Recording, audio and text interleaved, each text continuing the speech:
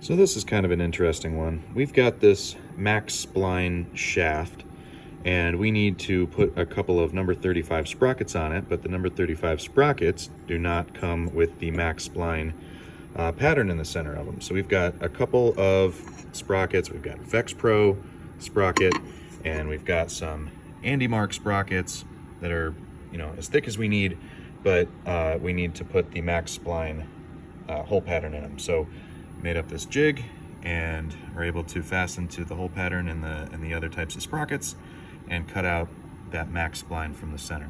So the first one already came out and it fits awfully nice.